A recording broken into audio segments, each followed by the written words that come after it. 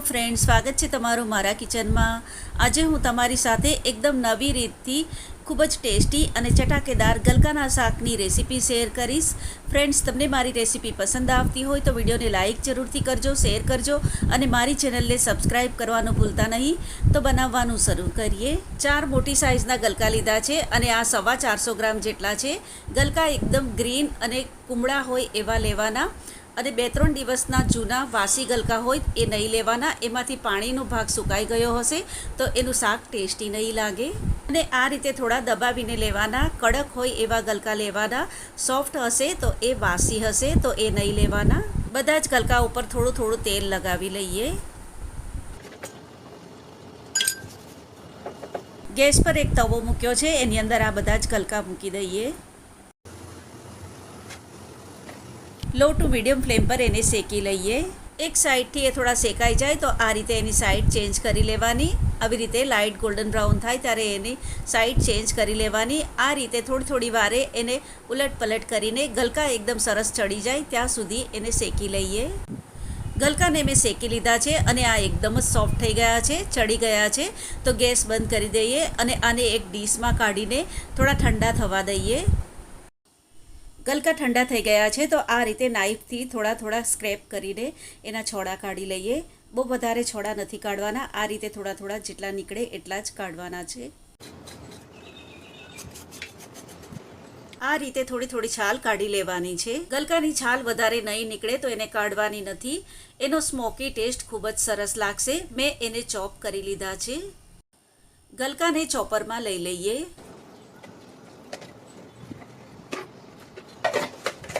આને એકદમ બારીક ચોપ કરીને એનો પલ્પ બનાવી લઈએ। પલ્પ બનાવીને રેડી કરી દીધો છે અને એને બાઉલમાં કાઢી લીધો છે। ગલકામાં પાણી વધારે હોય છે તો એ પણ આપણે સાથે લઈ લેવાનું છે। કઢાઈમાં 3 થી 4 ટેબલસ્પૂન તેલ નાખીશું। અડધી ટીસ્પૂન જીરું લાઇટ બ્રાઉન થઈ ગયું છે તો 1 ચપટી જેટલી હિંગ નાખીશું અને ગેસની ફ્લેમ ધીમી રાખવાની છે। 4 થી 5 લસણની કળી, 1 લીલું મરચું અને 1 ઇંચ આદુનો ટુકડો બધું જ બારીક કાપીને લીધું છે એ અંદર નાખીશું। ધીમા તાપે આદુ લસણ અને લીલા મરચાંને સાતળીશું। 1 મિનિટ માટે આને ધીમા તાપે સાતળી લીધું છે।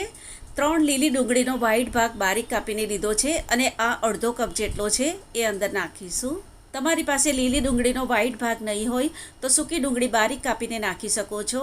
મીડિયમ ફ્લેમ પર લાઇટ બ્રાઉન થઈ જાય ત્યાં સુધી એને સાતળીશું। ડુંગળી સરસ સંતળાઈ ગઈ છે। 2 મીડિયમ સાઇઝના ટમેટાને બારીક કાપીને લીધા છે એ નાખીશું। 5 કપ પાણી નાખીશું। 1 ટીસ્પૂન મીઠું નાખીશું અથવા મીઠું તમે તમારા ટેસ્ટ પ્રમાણે નાખી શકો છો। 1 થી 1.5 ટીસ્પૂન લાલ મરચાંનો પાવડર, 5 ટીસ્પૂન હળદરનો પાવડર, 1 ટીસ્પૂન ધાણા જીરું પાવડર અને અડધી ટીસ્પૂન પાઉંભાજી મસાલો અંદર નાખીશું। પાઉંભાજી મસાલો નહીં હોય તો ગરમ મસાલો નાખી શકો છો। ઢાંકણ ઢાંકીને લો મીડિયમ ફ્લેમ પર ટમેટાં ચડી જાય ત્યાં સુધી એને કૂક કરીશું।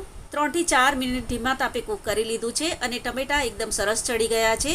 ચમચાથી આ રીતે દબાવીને થોડા મેશ કરી લઈએ। 5 ટીસ્પૂન અજમાનો પાવડર નાખીને બરાબરથી હલાવીને મિક્સ કરી દઈએ। 3 લીલી ડુંગળીના પાન બારીક કાપીને લીધા છે અને આ 1 કપ જેટલા છે। બરાબરથી હલાવીને મિક્સ કરી દઈએ અને ઢાંકણ ઢાંકીને 2 મિનિટ ધીમા તાપે કૂક કરી લઈએ। ગલકાનો પલ્પ બનાવ્યો છે એ નાખીશું। બરાબરથી હલાવીને મિક્સ કરી દઈએ।